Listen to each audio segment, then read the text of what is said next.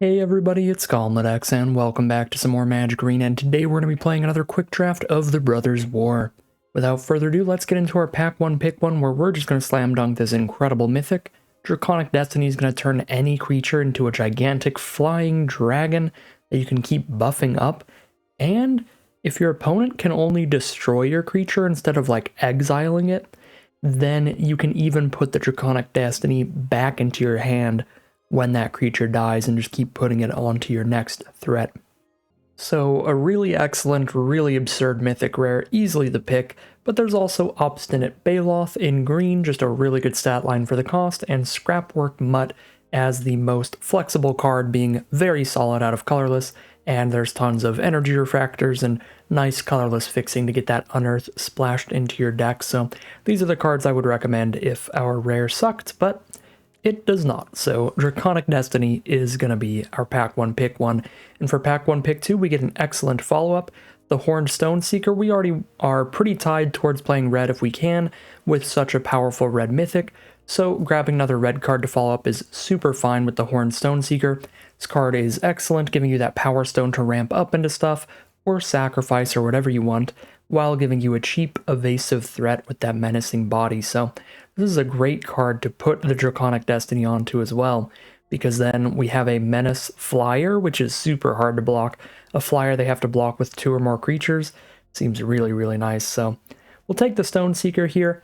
If we weren't already tied to red with a red mythic rare, this pack is very powerful. There's also Thopter Mechanic. It's a very solid blue uncommon, very comparable in power level to the Stone Seeker. I like both of these a whole lot. And there's also that Scrapwork Mutt again for the most flexible, powerful card in the pack, but we're going to take the Stone Seeker. For Pack 1 Pick 3, we now have an Arbalest Engineers in the uncommon slot, which is a really powerful, flexible card. For 3 mana, you can play it as just a 3/3 Trample Haste. It's Trample and Haste the turn you play it. It doesn't get to keep the Trample from then onward, but still, a 3 mana 3/3 with haste is already pretty nice beef. It's also got that flexibility of shooting something for 1 if your opponent has a good 1 toughness creature, or something that you can finish off with that final point of damage, or if you're ramping into some big stuff, get that Powerstone token. Do really like the flexibility of the Engineer's abilities, so I kind of like taking that here, maybe pushing into red-green. There's an okay colorless card if we just want to stay open, just taking Reconstructed Thopter, but there's no good red follow-up. Scrapsmith, very, very borderline, very filler. So I'm just going to go with the Arbalest Engineers here. Pack 1 Pick 4, we see another card that is incredible for aggressive decks, and that is Monastery Swiftspear. You have seen it running around no matter what format you play. I guess if you only play Commander, you might not have seen any Monastery Swiftspears, but if you play a lot of Constructed, or you play a lot of Draft, then you've played a little bit of Brothers' War, then you'll see this thing beating people down super, super quickly. Really nice hasty threat, really good stats for its mana cost, and pretty easily the pick here. For Pack 1 Pick 5, there's a door to nothingness when we're already 4 cards deep into red. A little too late to try to play around with that, but it is a cute one to try to do. It's not good.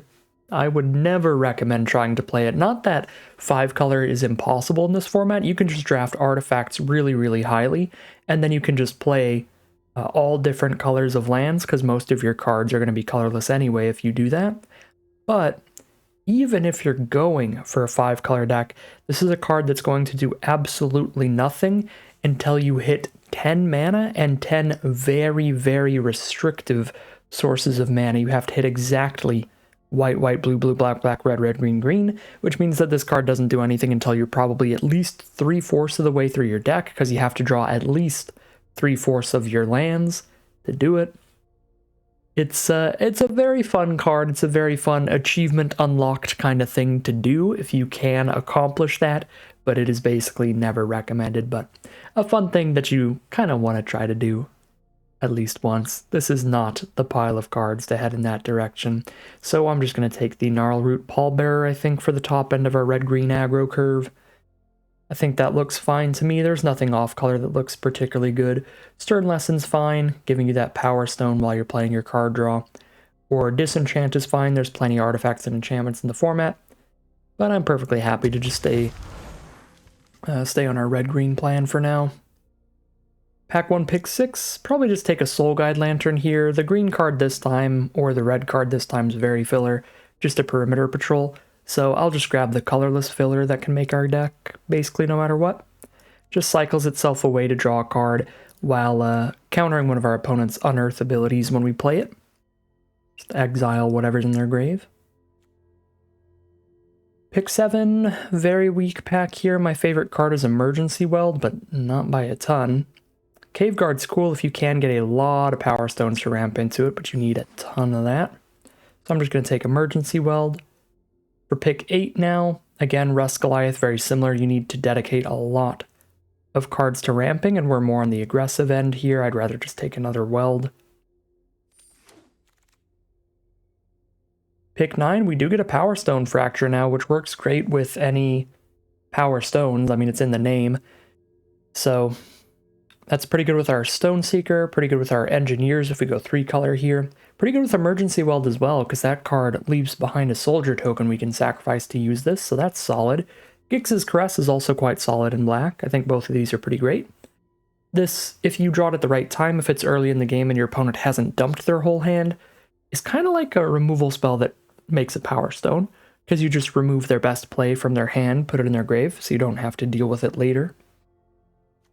Basically, either of these black cards are my favorites. The Dragon Engine, pretty whatever. Neither halves of the card are that great for the mana cost. 8 is just a ton of mana, and a 3-mana 1/3 flyer is also a little bit below rate, and the fire breathing effect, the +1/+0, doesn't really make up for it. It's quite expensive to do that, so Caress or Fracture. I'll actually go for the Caress here. I do think Caress was pretty good in this format. Pick 10, Scrapwork Mutt. That is what we call incorrect, but we're happy to see it. We will absolutely take it here. The bots have no respect for the Scrapwork Mutt, it looks like. Alright, nothing good out of this pack. Just take a random Onulet, I guess. Nothing great here. If you're lucky and your opponent doesn't have removal, Take Flight can take over a game. I guess I'll take that, but we are not looking really blue at all here. Let's rare draft an uncommon, rare draft an uncommon, and find out what we open up in pack number 2. Alright, get a pretty solid green rare here, the Teething Wormlet. 1 mana 1/1 is obviously not very impressive, but once per turn, once you've played an artifact, you're putting a +1/+1 counter on it. So if you have a decent artifact count, it's a 1 mana 1/1 that turns into a 2/2, then it turns into a 3/3, then it turns into a 4/4. It can get pretty big pretty quickly. I think the card is super fine. There's also the Steel Seeker, which does pretty good things when your artifacts hit the board. Lets you surveil one, and if it's a land card, then you can put it into your hand instead. So that's pretty great as well. I like both of these a lot, but I'm going to go for the Wormlet. A little cheaper on the curve, a little more aggressive. And there's another Arbalest Engineers. That's probably just going to solidify me to red-green, although I was already probably overly locked in on red-green in my mind already. That's just going to make it even more the case now. Nothing excellent in this pack. I think the Gurgling in Winter is pretty good in black, and we did take a few black cards earlier. Weld and Caress, nothing excellent in black. Anointer would be our best black card if we take it here. So it's that, or we take the Automaton, which is pretty filler. 3 mana 3/2 haste is fine, but it gives you that flexibility if you top deck it late game of getting the bigger creature, which is nice. And it does synergize well with our Teething Wormlet, gives us another artifact to hit the board, so I'll just take the Blitz Automaton. Pick 4 now. Gaia's Gift is a very, very loaded combat trick. Audacity is also a pretty loaded aura. Another thing to consider here, though, is that we don't have any actual removal yet. We just have 2 1-damage pingers, so Unleash Shell is probably pretty high on the list of cards. I'll actually take the Unleash here. I think the pick order is probably Unleash number 1 because we don't have removal, and Gaia's Gift number 2 for me. I just love the absolute just library of keyword abilities you're getting onto your creature with this card. Makes this one of the most flexible combat tricks like ever printed. Like if you're attacking in and you just need to try to trample over for lethal, you can do that. You're getting trample. If you need to find a good block or you're going to die, then you can do that too, because this is going to give you the reach to block pretty much everything. If your opponent's trying to use a removal spell on your creature, you can give it hexproof in response. Just love all those abilities, but I'm gonna take the Unleash Shell. Grab our own removal spell. Now a Mask of the Jadecrafter versus a Mishra's Research Desk. These are both great. It's definitely one of the two. The Mask is much better for the slower late game stuff. The Mishra's Research Desk much better for early card draw. Triggers the Swift Spear. I guess both of them do. They are both non-creature spells. Triggers the Wormlet. Both of them do that as well, which is pretty nice. So we have this is actually a 3-drop. I do generally really like the card draw of the Research Desk, but I think we're doing pretty great on Power Stones towards Mask here at the top end. Got 3 Power Stone producers already with double Engineers and Stone Seeker. I think this could be pretty big pretty quick. And it still has all the same synergies that the Research Desk has for us. Alright, we certainly are aggressive enough to play the 1-mana 1/1 that buffs another creature every time it attacks. And if we get some good fixing, we can even unearth it. Aetherflux Reservoir, very fun way to win a game. This was my primary win condition in Commander for a long time until I was like, all right, we got to do something different. There are really fun ways to do this. You can make combo decks on Arena with this too in Historic. But yeah, a little hard to do in Draft. Trying to cast like 10 spells in one turn. Another Swift Spear here for aggro. I do think Blast Runner looks probably okay in here. Well, fine in here. Not great. But we do have the Soul Guide Lantern and Mask of the Jadecrafter to go with the Blast Runner. So that's 2 cards there for that, which is cool. There's also Sentinel Stalwart for fixing and ramp, which is cool. But I think I prefer to grab the Swift Spear. Just aggro beatdown stuff. Blanchard Prowler is always fine. 2 mana 2/2 if you miss. If you hit, it's a 2 mana 1/1 that draws a land and maybe puts an Unearth card in your grave if you're lucky.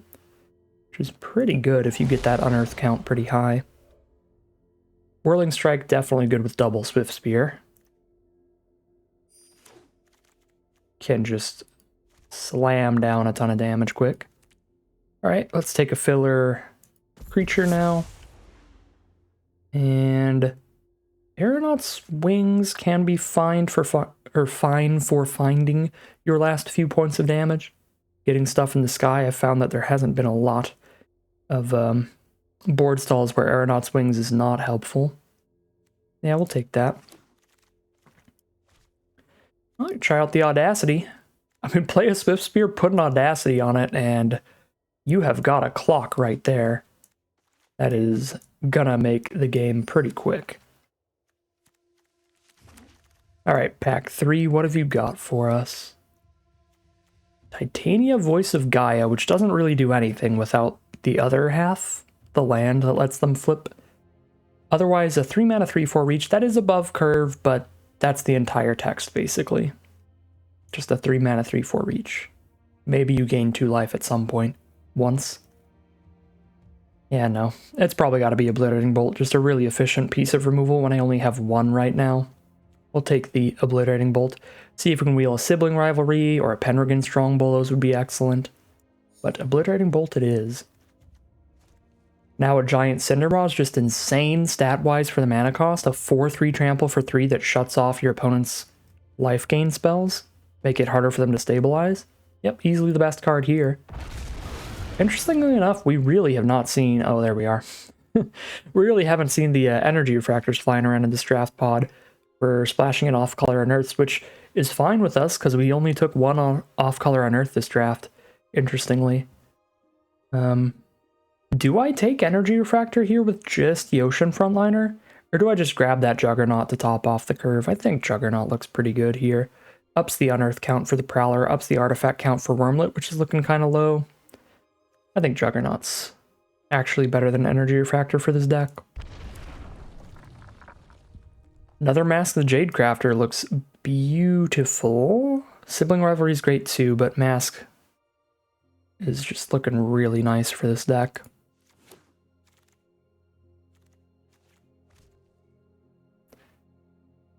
Now we have another Scrapwork Mutt versus Energy Refractor. Let's take another Scrapwork Mutt. Another Scrapwork Mutt. Oh my god. We found all the Energy Refractors now. They're just in the same packs as all these Scrapwork Mutts. What's our sacrifice count for Goblin Blast Runner at this point? Did we get there? I don't think so. I think it's the same as it was last time we saw. Well, no, now we have 2 Mask of the Jade Crafter, which is slightly more. 2 masks and 1 Soul Guide Lantern, that's it. Doesn't feel like a Blast Runner deck. Although I could put an Audacity on it just because it's a 1-drop creature. I think I would rather grab an Elsewhere Flask. I'm not going to play 2 Aeronaut's Wings, and I don't think I'm trying to fling a big creature with Pyrrhic Blast. It's cute with Juggernaut or Pallbearer, but if we draw it at the wrong time, it's just so much mana. So little. Yeah, I think it's Elsewhere Flask to maybe splash in Frontliners Unearth, or just like an Honor Guard for just a higher power early creature. With Draconic Destiny in our deck, we would really prefer to have like 2 mana 3/1s than 2 mana 1/3s, so I'm actually going to go Honor Guard here and like just swap out the Forge Chanter probably for that. I think that's reasonable. And yeah, just take another 2 mana 3/1. There's our first Sibling Rivalry, which can just end a game, because in this format, a lot of the best ways to stabilize are going to be your opponent just dropping down a gigantic artifact creature, and you're like, okay, I'll borrow that for a second. Completely ruins the stabilizing game plan. Another Pallbearer.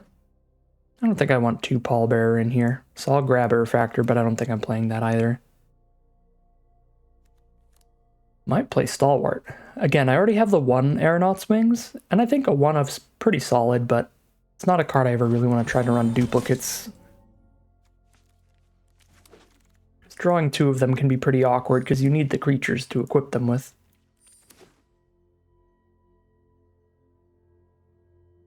And it's always awkward to draw too many equipments and not enough creatures to put them onto, then you just feel like you're down a card.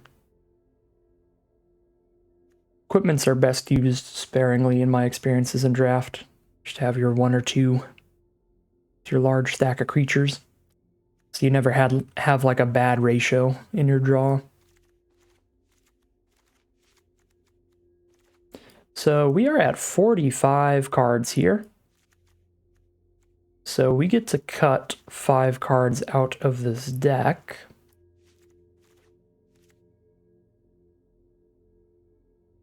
And we're at 18 creatures and 2 Mask of the Jade Crafter, so we're at like 20 creatures. So we can definitely cut a few creatures and a few non-creatures. Move that Whirling Strike over. Did I miss any more non-creatures? Or have we finally sorted everything? Nope, I think everything is now sorted. So without the white splash, I actually think Frontliner starts getting very borderline. I don't think we need the Stalwart for fixing for sure, but even for ramp here, I think our curve's good enough to just curve out naturally. Definitely love the Triple Mutt, the Stone Seeker, the Rock Hunter, the Honor Guard, the Blanchwood Prowler are all much less exciting, but I think Blanchwood Prowler stays in 100% for sure, because we have 6 Unearth cards, 2 Mask, 1 Juggernaut, 3 Mutt. And we just keep all those Unearth cards in this deck. And that makes Pallbearer a little bit better too. It's 18 creatures. 2 Mask the Jade Crafter. If I cut all... Let's see, if I cut 2 of these, then I'm at basically 18 creatures still, because 16 plus 2 Mask. Could run a really high creature count. So I want to keep that red count really high so I can get Draconic Destiny turn 3 a lot. So cut the green card.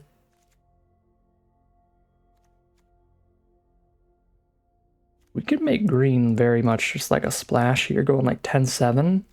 Drop a Soul Guide Lantern because we don't have anything that cares about sacking artifacts. It still works with like the Swift Spears just to trigger prowess, the Wormlet just to put an artifact on board, but it's pretty filler level in the end. And then maybe drop a Sibling Rivalry as well, because we did not get any ways to sacrifice opposing creatures. Like Sibling Rivalry or Whirling Strike are the cuts.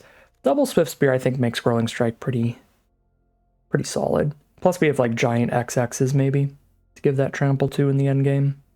Yeah. Drop the Sibling Rivalry. Looks pretty solid. Obviously, it could have went a little bit better. Like if we had a Gaia's Gift over a Whirling Strike, I think that'd be a pretty big improvement.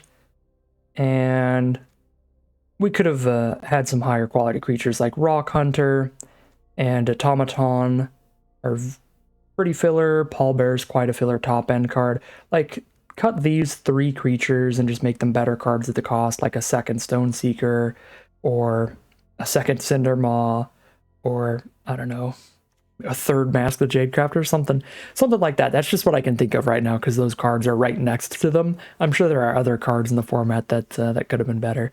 But yeah, just a few cards that feel not quite the best, but overall looks pretty good. I think we are going to call it a deck here. All right, here's a final look at our deck list for today. This is going to be a red-green aggro deck. We've got some really good one-drop aggro cards like Double Monastery Swiftspear and a Teething Wormlet. They're just going to be hitting pretty hard for their mana costs. The Wormlet gets bigger as the game progresses. The Swiftspears get those prowess triggers to hit above their pay grade, really. We've got an Audacity to put on all of our cheap creatures, which is going to be pretty great. Stack in for a lot of extra damage, and replace itself with a piece of card draw when it dies, so we don't get 2 for 1 when they kill our creature that we put an aura onto. Then we've got just tons of 2-drop creatures so that we have stuff to put our powerful auras onto, and just other cards to beat down with. And then when we get to higher mana costs, we've got some bigger creatures like Cindermaws and Automaton, and some ramp with some Arbalest Engineers to get to our really big creatures at the top end. A Juggernaut, a Pallbearer, and double Mask of the Jadecrafter. So of course, as I was saying with the auras, with the high count of 1 and 2 mana creatures, we also have Draconic Destiny to slap onto something to send it into the sky and just jam in for a bunch of damage. So that is the big bomb in the deck. So some really strong auras to put on our cheap creatures, and then just some big, beefy late game creatures that can single-handedly be closing out the game. That is the core of the deck. That's how we're planning to win. We've got a little bit of interaction with Unleashed Shell and Obliterating Bolt for removal, and a Whirling Strike for a combat trick. Overall, a little bit of everything we want here. Just looks like a pretty solid, pretty nice green-red aggro deck. So without further ado, let's hop into the gameplay and see how it does. Here we are for game 1. We definitely have to draw some red sources. Blanchwood Prowler is going to make it so we're digging very far to find our first mountain, which gets us to the Engineer. So I'm going to keep the hand here. And the reason is if we have a red source in the top, like 6 cards, then we'll have a red source by turn 3 because of Blanchwood Prowler, because we draw 2 cards. So we've checked the top 2 for red sources. Now we're going to check the next 3, so we're checking the top 5, and then next turn we'll draw a card again before we need the red source. So 6 cards deep, and we'll be good. And there we go. It was card number 5. Plus we got the Unearth value off of the Blanchwood Prowler, which is nice. Slapped a Scrapwork Mutt into the grave. So we've got a big old XX Mask of the Jadecrafter and a potential 7 mana 6/4 in the hand. So let's go ahead and get a Powerstone here with our Arbalest Engineers, I think. This can also help pay for our Unearth abilities, like on the Scrapwork Mutt, which could be helpful, because we might need to try to discard a non-land and get a land. Very aggressive use of Disfigure, I'm pretty fine with that. After the enter the battlefield effect of getting a Powerstone, it was just a 2/2 with no text, so fine trade. So we do hit land 4, so we are at 5 mana now. We're just playing against 2 Clay Revenants. I really don't feel like it's necessary to commit too much to the board here, so I think I'm gonna go ahead and probably discard the Rock Hunter and just look for more lands, play it nice and slow. Don't really need the 3/1. It's gonna be bad against these 1/2s that keep coming back from grave, and beautiful draw there. Now we just play an Arbalest Engineers instead of Mask of the Jadecrafter this turn. Setting up for our X mana and 7 mana artifact creatures.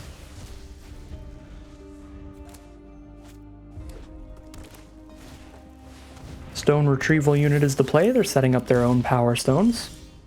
There's a Draconic Destiny. Well, I am 1 mana off from the 7-drop Automaton anyway, so slap this on the Engineers. I could put all our eggs in one basket, because if they don't have an exile removal spell, then when the engineers dies, we'll just get the double trigger anyway. So let's just kill them in 3 swings with this, right?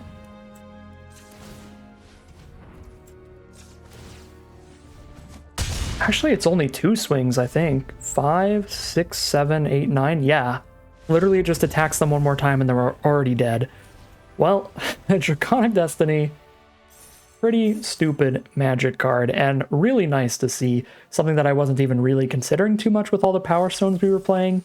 But technically, Power Stones can be used on the Draconic Destiny as well, so that means it's really going to be so much fire breathing with some Power Stone production, so... Alright, start things off 1-0 as we head into Game 2. Here we are for Game 2 once again.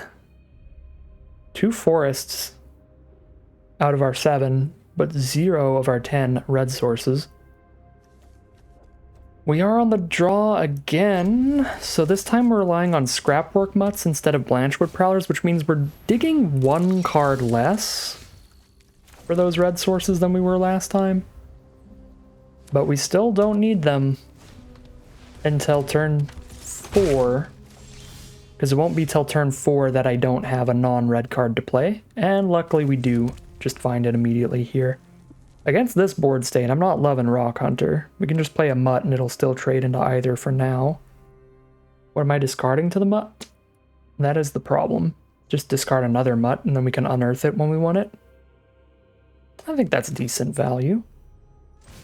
You can also discard the forest, just desperately searching for the mountain, but I think we just discard another Mutt. We're definitely discarding something, because we're certainly looking for a second red source. And we are going to trade into their Haywire Might aggressively, because this is enchantment removal. The Eotian Dissident, for those who don't know, just gets +1/+1 counters as they're playing artifacts. Well, it doesn't necessarily get the counters. They put the counters wherever they want. Just top deck another Mutt? Sure. Discard a Swift Spear at this point. Still looking for another red.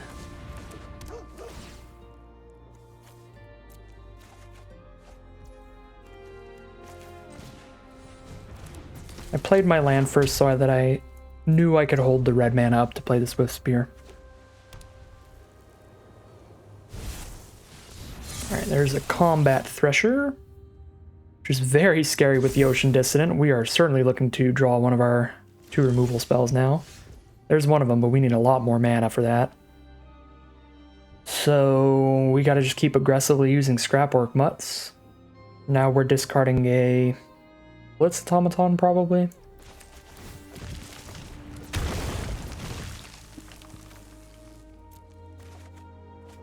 Oh no. So now we're going to be discarding Whirling Strike to the next Scrapwork Mutt.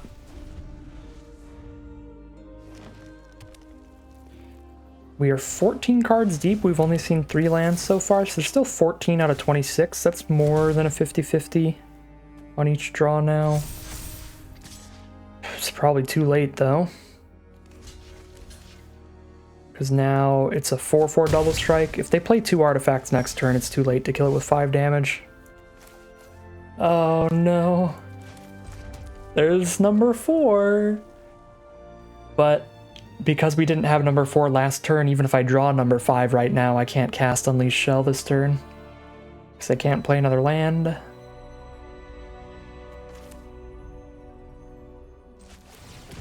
Just hope they do not play 2 more artifacts or it is over. Swift Spear with Whirling Strike. 1, 2, 3, 4. I'd need another instant to stack up with it to make it even 5 power of First Strike, which would just trade with the 5/5 Thresh. Yeah, I don't think we could try to Whirling Strike. There's land 5, alright. Time to see if that 1 card difference was the difference between a win or loss here. Literally, we drew it 1 turn sooner and we could have killed the Thresher, even if they buff it up again here. Oh no, it looks like it is. Oh, maybe not. Just makes it a 5/5. Yes, then I'm gonna put the counter on it this time. Not even gonna put the counter on it this time. I think I have to keep the Swift Spear here because it can block these without dying, potentially.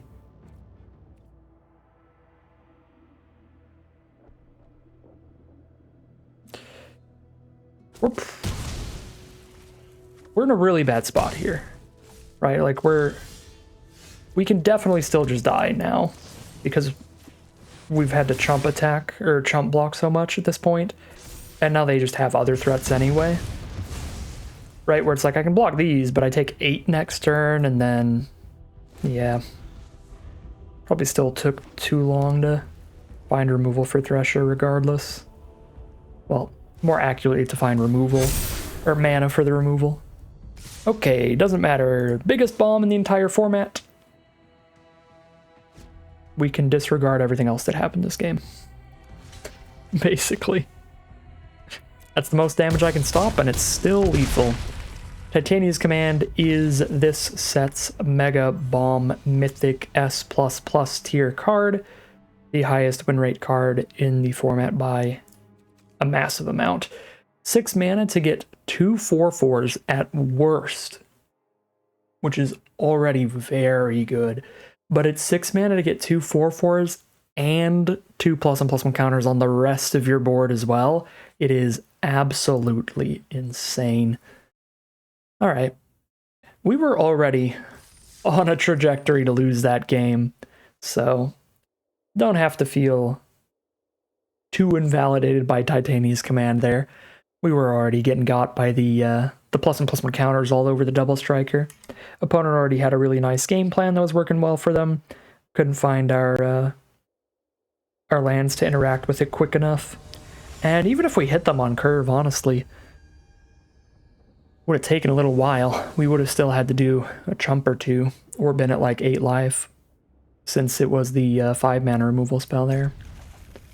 So really solid beats from our opponent in game 2. We are 1-1, starting off game 3. And I will happily drop a Stone Seeker turn 2, because that's going to let me play 2 cards on turn 3 off of its Power Stone, unless they immediately kill it. Because if they kill the Stone Seeker, they kill its Power Stone as well.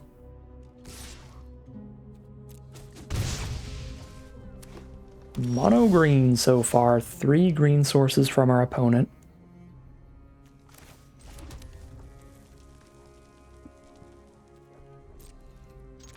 Jam in for 2. Start dropping down some scrapwork mutts. Find a teething wormlet. Ooh. It's a little bit greedy, but I want to play wormlet before I play any more artifacts now. And it's honestly not that greedy, because it's just as much power next turn, right? If I play the mutt now and then the wormlet next turn, I'm attacking with a 2/1 mutt. If I play the wormlet now and then the mutt next turn, I'm attacking with a 2/2 wormlet instead of a 2/1 mutt. Then Arbalest Engineers, nothing to kill on their board, but I can get a counter on the wormlet here by making a Power Stone. I could Audacity the Stone Seeker, make it a 4/2 menace, and then Engineers put a +1/+1 counter on the Stone Seeker, make it 5 power. Then it can attack into these. 5 power menace card. I kind of like that. Maybe a little... Oh, I can't do it. I don't have double green. Never mind. It would be cool, but that is not an option. So instead...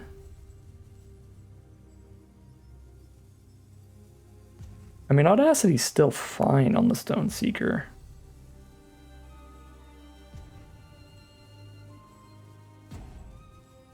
Could also just haste out an Engineers here. So I'm already going to play an artifact to trigger the Wormlet, and only gets 1 +1/+1 counter per turn no matter what. So even if I play a Power Stone and another artifact, the Wormlet only gets 1 counter. So it's actually... sure. Have Engineers maybe... trade into the Recluse.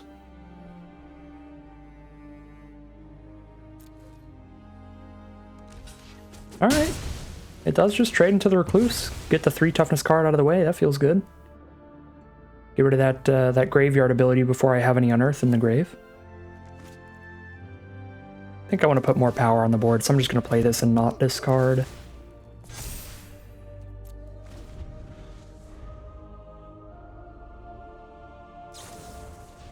Oh, there is Swamp, and then Disfigure the Wormlet. I guess they played the Swamp last turn, I just wasn't paying attention. But there's the Disfigure on the Wormlet. Now a Scrapwork Rager for very solid value. Let's Audacity up the Stone Seeker. And now we just have great attacks.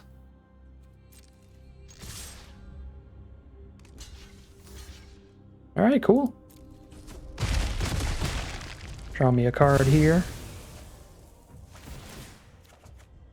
Lose my Powerstone though. I do want land 5 for Unleash Shell, so I'm going to play land 5 with my Mask, rather than holding it to Unearth Mutts.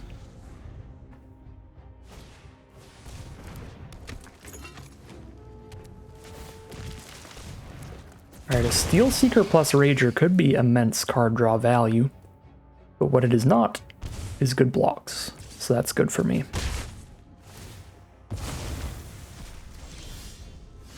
Okay, there we go. Now I found another land to discard to these Mutts. They're just unleash this Steel Seeker. I think I'm just dropping a 5/5 right now. Honestly, it's probably worth getting a 6/6 instead, even though I could discard this land to my Scrapwork Mutts later. Because that also buffs the size of the Unearthed Golem. Wow, double Rager with the Steel Seeker, that's real good. Because each time they surveil one and then draw a card. Yeah, mill their 4/5, draw a card. Then they unearth it. They can mill a card, draw a card. Haywire Might cannot kill artifact creatures. Only non-creature artifacts. But Aeronaut's Wings counts for that. And this is instant speed. Mask is sorcery speed, so if I unearth the Mask, they can respond by doing this before I can activate it, so I can't do any of these things until Haywire Might is gone, so we just attack and hold up Unleash Shell for now. See if they trade Might into Mutt, which would definitely make sense. That is the play. Respond to that with Unleash Shell, because they would be dead on board. Alright. That made things pretty simple. They let the 6 through, so they are down to 1, and then we Unleash Shell before they gain the Haywire Might life. Put them to -1. We are now 2-1, heading into game number 4. Here we are now for game 4, with a 6-drop in hand. We're probably discarding the Whirling Strike to the Mutt, but we're definitely keeping the hand as a whole. I suppose it depends on what we draw. If our first 2 draws are land, then I'll discard a land. Alright. Drop a mountain, pass the turn. Playing against the black deck here. First draw is land. So, this is probably greedy, but I'm going to discard a land. We do need to hit another forest to play the Pallbearer anyway. So, discard a mountain trying to find second forest is also probably kind of reasonable. Still have 4 lands no matter what, and we have 4 more turns to find the next 2 lands.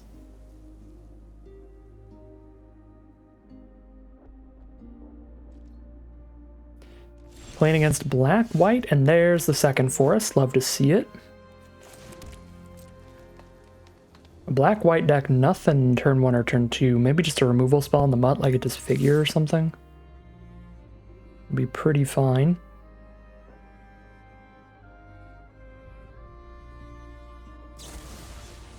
Alright, Disenchant is fine too. Scrapwork Mutt certainly gets the better end of that bargain for us.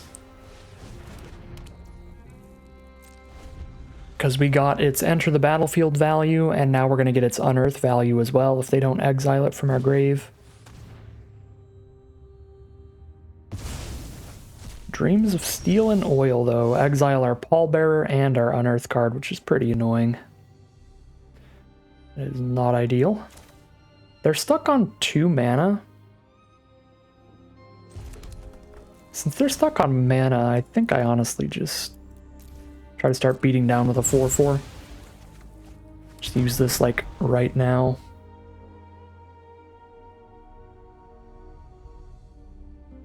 Get as much damage in as I can while they're waiting to find lands.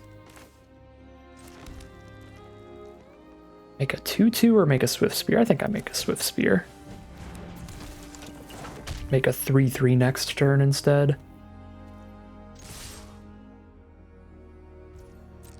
We Whirling Strike whenever they do finally get a blocker down. Go for the Throat the Swift Spear, sure. They're down to 16.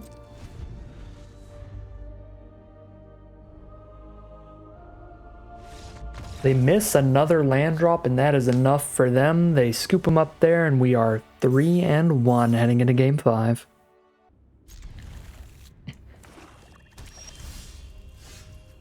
We are now for Game 5 with a nice aggressive hand on the draw.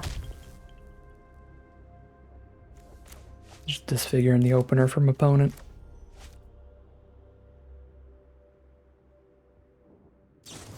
Yep. Playing against black-white, there's the Ashnod's Harvester. Got some cards in our deck that are really nice against that. Mainly the 2 Arbalest Engineers, what we would hope to draw. So I'm definitely going to dig for them. Just find another land. Trading a Mutt into the Harvester is fine, but then I have to unearth the Mutt next turn if I want to guarantee that I'm unearthing it. Otherwise, they can unearth their Harvester to exile the Mutt from my grave. I think that's probably fine.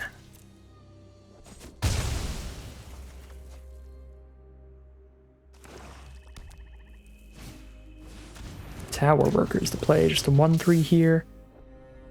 Yep, I have way too many lands, so I will happily just get my discard value here.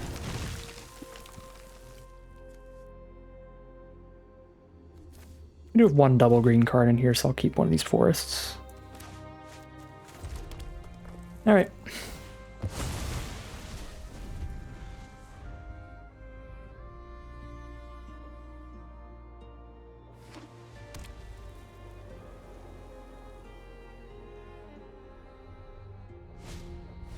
Another Tower Worker. They have a lot of mana over there. Probably going to plan to play a very big artifact creature, and that is going to be an issue for me. Because our early aggro has been ceased and desisted.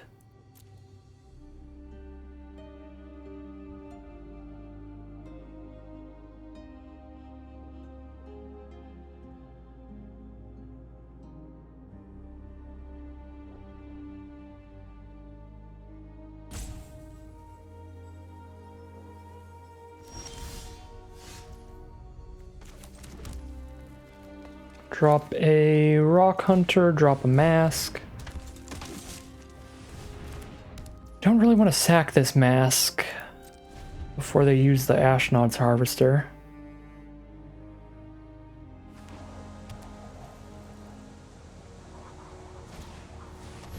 Oh, wow. They've got some premium stuff in there. Lauren of the Third Path is a phenomenal rare. Which means they get to just blow up the Mask and exile it from grave, which is super annoying. But yeah, Lauren is a busted 2-for-1 in a format that has so many artifacts. It's pretty gross.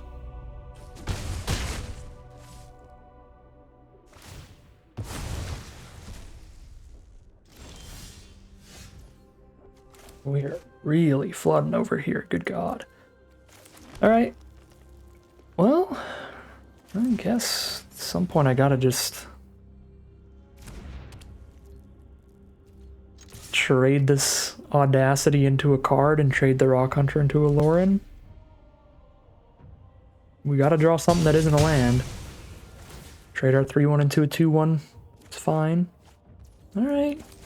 That is something.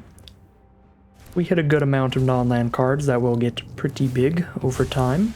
And they are down to 1 card in hand, so if it is not like a big artifact creature for these tower workers, then we might have time to draw into some stuff.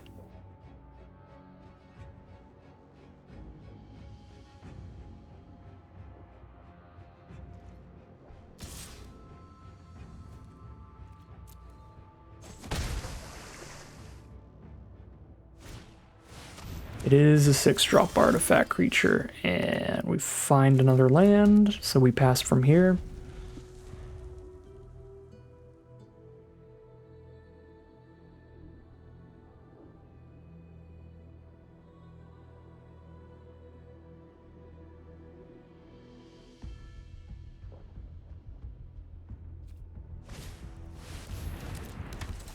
Hero of the Dunes is phenomenal. They have Hero of the Dunes Lauren too.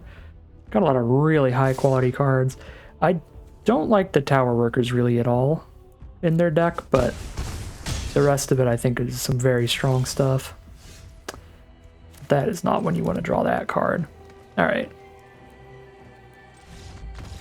Blood a little bit hard that game. Draw the wrong card in the end as well. Definitely getting crushed there.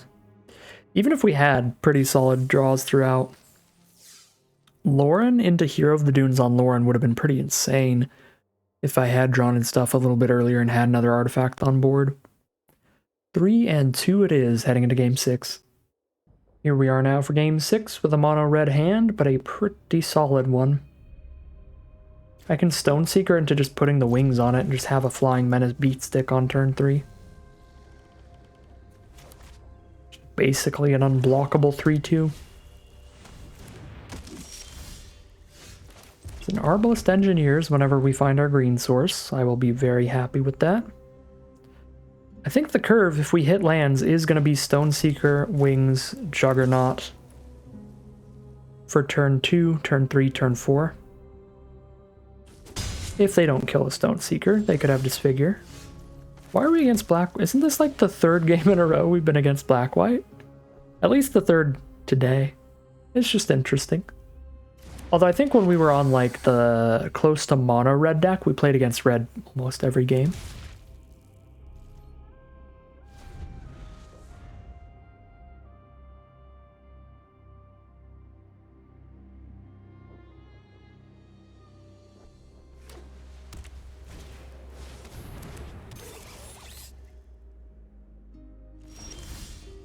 Alright. Foundry Inspector making stuff cheaper for them. Since I did hit the green source for Engineers, am I still just putting a Wings on Stoneseeker? I really don't feel like I am. You can probably just...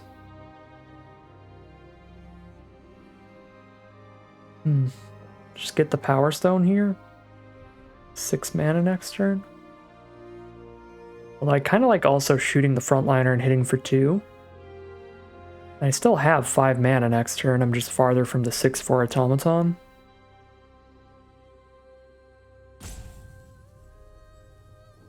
Yeah.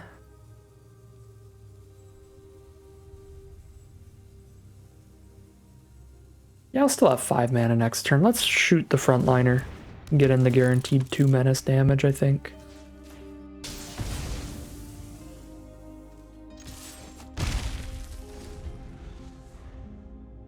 And then we get to go Juggernaut, and even if I don't play Automaton yet, I can play a Wings and equip it to something and play Mask in the same turn.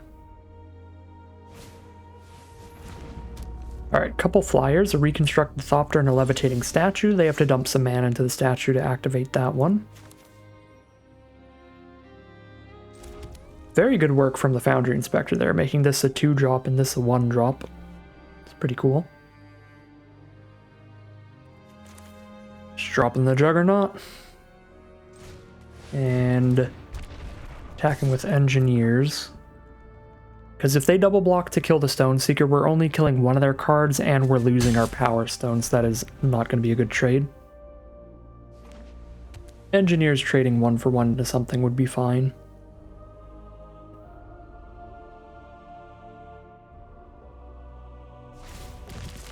There's the Unearth on the frontliner. It's gonna get an extra point of damage in with the Reconstructed Thopter. Ooh, or buff the Inspector. I guess either way.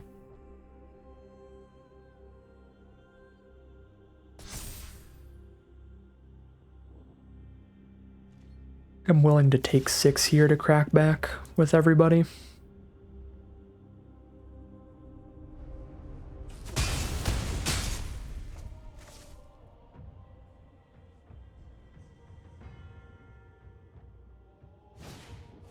Survivor of Corliss.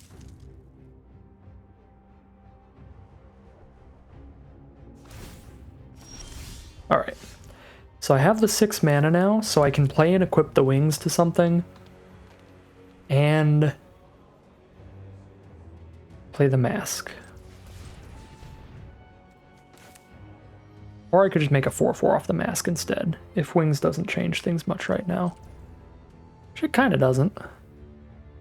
Right, I just put like wings on Juggernaut or something. Or I guess I put it on Stoneseeker just for later attacks, but right now they can activate Statue, double block Stoneseeker.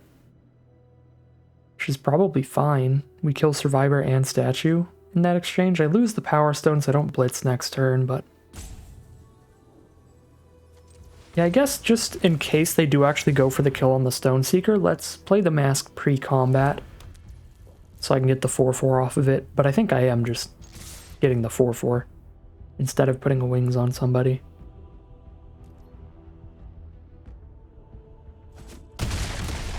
Ooh, they have some kind of tricks here. 13 life, we'll see if they can stack it up into lethal. They have 6, 7 power on board if they activate the statue. Trying to turn 7 into 13 through a blocker. We'll have to see what it is here, but I don't think there's a lot that could just kill us. Hostile negotiations. How does this work? Exile the top 3 cards of your library in a face-down pile, then exile the top 3 cards of your library in another face-down pile. Look at the cards in each pile, then turn one of them face up. I choose the pile that they get. Okay, so there's a face-up and a face-down pile. They get one of the piles and lose 3 life. So they die. It doesn't matter what pile I give them then. Okay, well, I'll definitely give them the face-up pile. But since they take the extra 3, I can just put wings on my trampler and they're dead.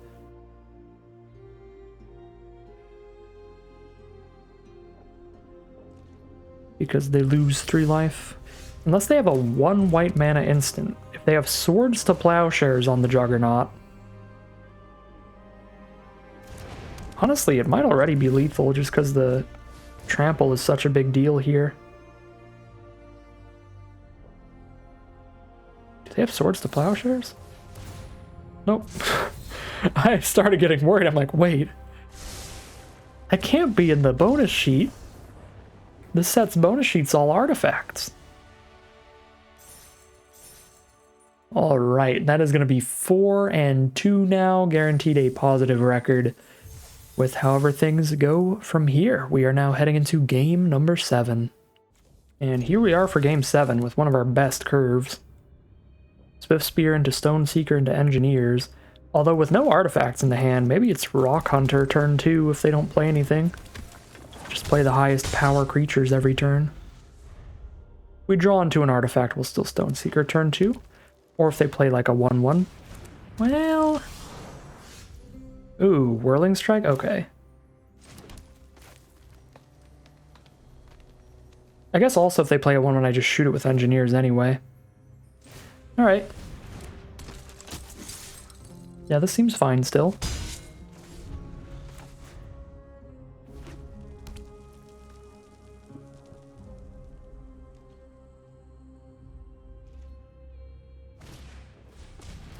Got a Haywire Might. I think I would rather shoot the Alloy Animist.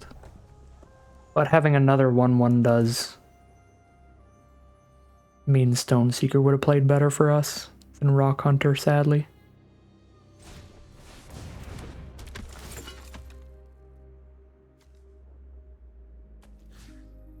Yeah, I'm a little more scared of the Alloy Animist, so I'll kill that.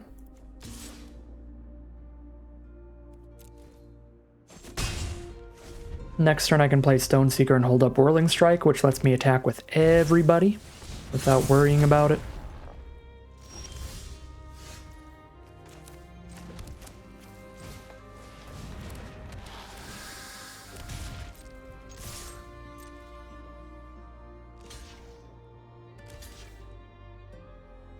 Ooh, the double block, that really goes well for me.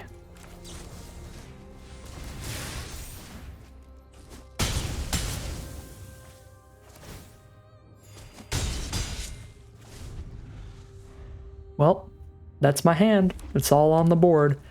We'll see what opponent can do about it. They can drop a 1/3 to get blocking again. We find an Aeronaut's Wings. Pretty nuts. They bounce one of the 2s off. Take the rest of the damage, go down to 6. We've got like triple Scrapwork Mud in here, so I'll hold on to this next land. And there's a Dragon Engine that can trade into the Flying Rock Hunter. But now I instead probably wing up the Stone Seeker, and that's a guaranteed 3 damage there. And then Rock Hunter trading 1-for-1 into one of these is fine to get it out of the way.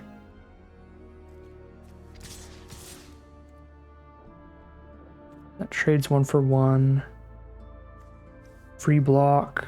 Like double block like this, but then they die. Double block like this, then they die. Yeah, we sent in the team. And their best blocks is to like trade into a Rock Hunter and stop the Engineer's damage. Take 4, go to 2. Or they play it safe around the Prowess, blocking the Swift Spear here, and then they take a little more damage. Fair enough. Let's see what they got. One more turn to live. Can they kill the Stone Seeker? They can. Excavation Explosion will do it. We're going to have to find one more point of damage somewhere. I was not expecting the go to 1 play, but it does work for sure.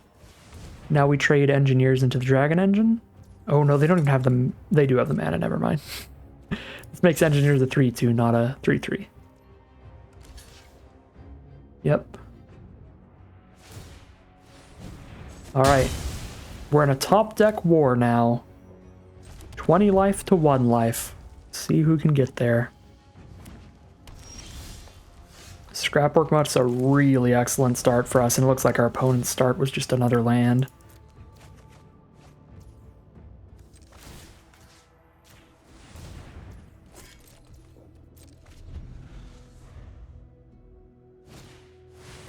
There's a giant 8/8 Vigilant Ward 4, but it can't stop those Aeronaut's Wings, baby. That is going to be our 5th win. We are 5-2 heading into round 8. Here we are now for game number 8. Start with a Swift Spear turn 1, into a Mutt turn 2, into a Cindermaw turn 3, into Engineers later. Really good stuff going on here all around. Threaten that Prowess.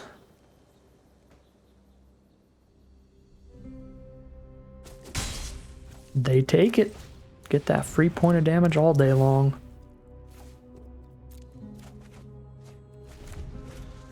Discarding a forest over a mountain because our double red card is much cheaper than our double green card. So we need double red earlier. Plus just with more red cards. Double red means we can cast 2 red spells in 1 turn. Alright, there's a Stone Seeker. So I cannot... I could finish off the Stone Seeker with Engineers. Trade my Swift Spear up into it. They block, so I think that's actually fine. Because we don't have a use for a Powerstone in this hand, I think it's okay to send Swift Spear into the Stone Seeker. And if they block, just kill it. But they don't block, so I think we just play the Cindermaw.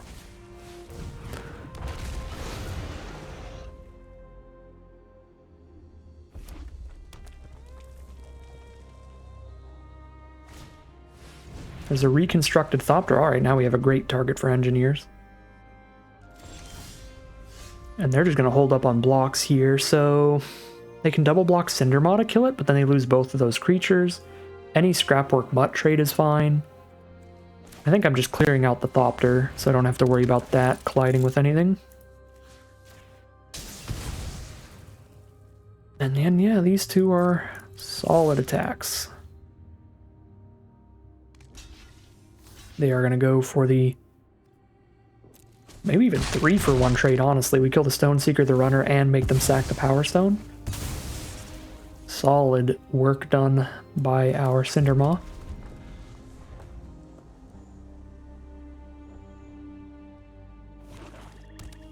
They have found their second color. They're on red-black.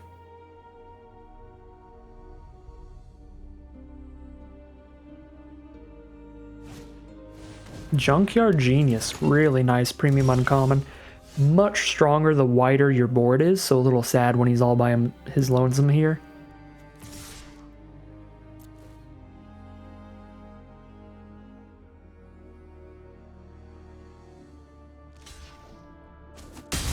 And they are just going to have to trade him off.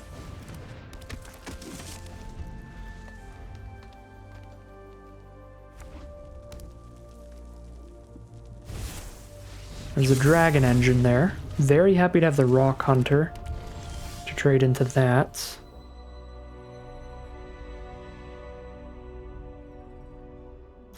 It's the only good attack we have, and if it just trades into Thraxidemon, that's pretty sad. But I suppose if it trades into Thraxidemon, then they don't have the card draw engine of unearthing something and sacking it because it's going to die anyway. Plus, they can't just sack this to draw a card. We probably still have to offer the Rock Hunter trade here for the Thraxidemon. Try to just clear that out, even if it's not clearing out Dragon Engine.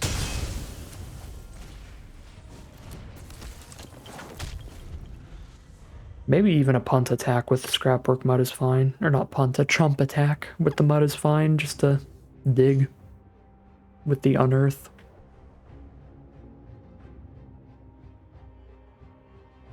If they don't get another blocker up, I think it's fine.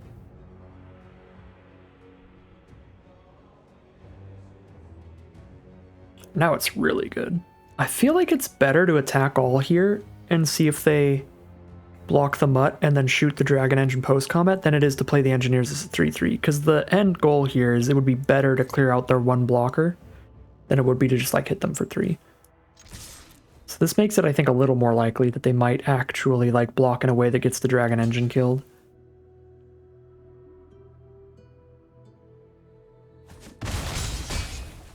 Alright, let's see if it works, or if they have their own combat trick.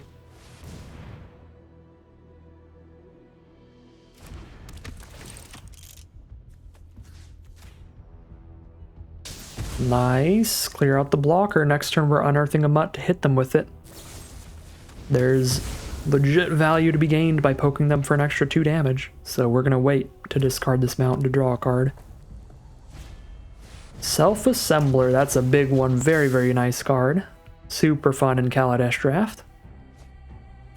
Oh my god, they got it with the Autonomous Assembler, the 5-mana 4/5 that keeps buffing itself, or the Self-Assembler? That's wild. Okay, Pallbearer's really good. Getting a Trampler on this board. Also forcing the Self-Assembler to chump this turn. Yeah, we have to do that instead of Scrapwork Mutt right now.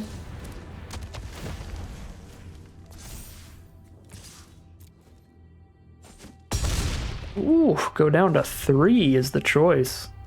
Well, now, even if they have 2 really big blockers, they can't block everybody, so if I just draw a non-creature spell, they're dead. I just unearth Mutt, draw a non-creature spell, cast it, they block there, and then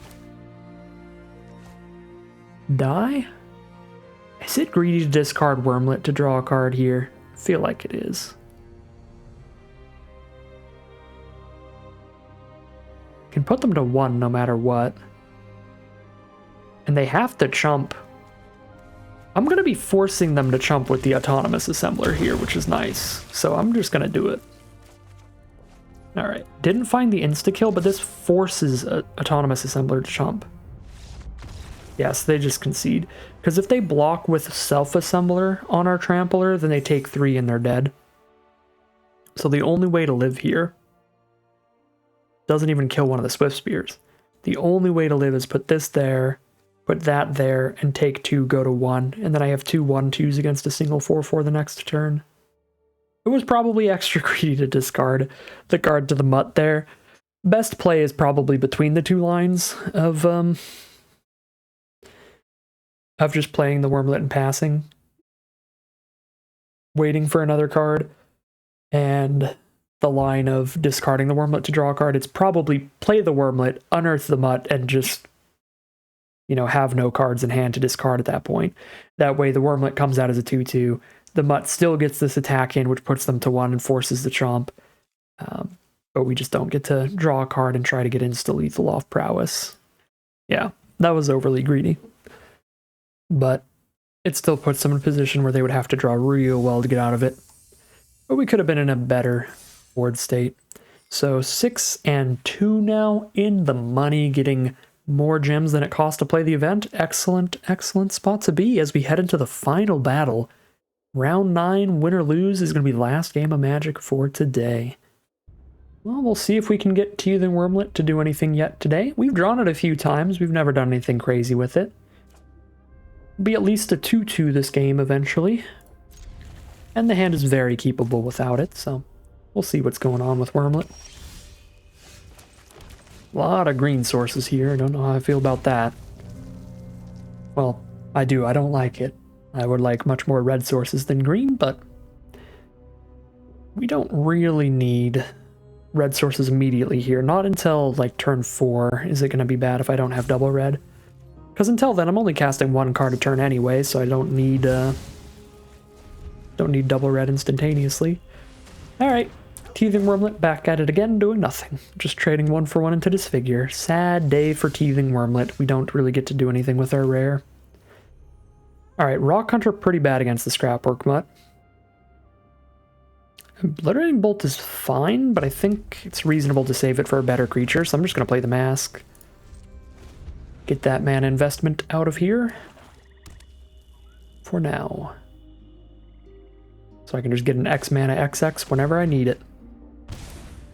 Through some realization, opponent draws 2, loses 2. Find an Arbalest Engineers off the top, and that makes me look like a genius. Now we just shoot the Scrapwork Mutt for 1. Although I guess if we went Rock Hunter into Engineers, that would have been even better. Because then we just hit them for 3 this turn. And they wouldn't have attacked us last turn. Do I want this land that badly because of Mask of the Jadecrafter?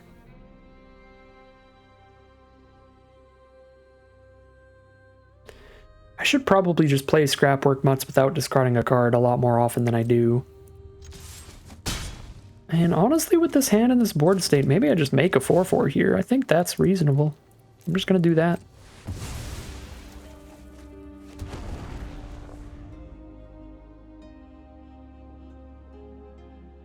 It's either make a 4/4 or make a 2-1 and a 3/1. And if we do the 2-1 and the 3/1, we don't discard a card to draw a card with this hand. Wow, they are really stuck off of their red mana.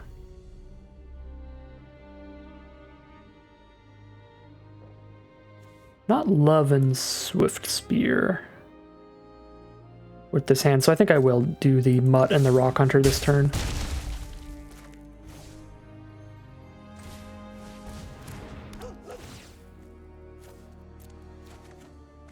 Cool. More mana is solid. Working our way up to the 7 for the Automaton if we want to get it to 6/4, but my plan this whole time was just to haste out an extra 3 damage whenever it's gonna get us that lethal. Ooh, the Moment of Defiance. It's already lethal on board, isn't it? It is. Really rough draws for our opponent. Just kind of gives us the free victory in the last game, which is a bit sad. No red source for them in the end. Just a ton of swamps. Yep. That is Magic, baby. All right. We are 7 and 2. Grab another trophy run in the Brothers War quick drafts. And it was a pretty nice, pretty fun deck. We did get to get 1 victory off of our Draconic Destiny rare. I think we only drew it in 1 game, but it was explosive in that game. Incredible. incredible card. We had the discount version a couple times, and it did win a game for us, so discount Draconic Destiny, the Aeronaut's Wings. So it's kind of like Draconic Destiny cheering us on with the Aeronaut's Wings there, so at least we got to do that. Wormlet didn't get to do much, it just always got killed, which makes sense. It's always going to be a lightning rod for removal if your opponent has it, because it's just going to get worse and worse as the game progresses. Did a lot of work with just some 3-3 and 4-4 and 5-5 golems throughout the game, so love those masks, even if we didn't really ever unearth one. And kind of it. Everything showed up and did great work. Cindermaw traded 2 for 1. Engineers did a lot of work. Lots of power stones that we got off this. Lots of 1 toughness creatures getting cleared off. We even traded up a 2-1 into a 1-3 with this. That big flying dragon thing, so that was great. Juggernaut found a bunch of trample damage. We could throw the wings on it just to finish our opponent off that one game. I think literally everything got to do stuff. Except maybe the Blitz Automaton. I don't know if I ever cast that one. That probably is the one underperforming, because we drew it all the time, and then it basically never felt right to cast it over just other solid stuff we had. So that's like the one big underperformer for the deck. Overall, great stuff from the deck. Great run. Super happy with that. We are 7-2, grabbing 950 gems and 2 extra packs of the Brothers' War. But that is going to end today's video. As always, I'd like to thank my patrons and YouTube members for their support, as well as you for watching the videos. If you enjoyed the video and you'd like to see more, you can always like, comment, and subscribe to tell the YouTube algorithm to send you some more in your recommended feed. If you'd like to catch me live, you can check out the Twitch channel in the link in the description below, where I'm live every Wednesday. And if you'd like to support the channel directly, you can check out the Patreon link in the description below. But other than that, as always, thank you very much for watching, and I'll see you again soon for some more Magic Arena.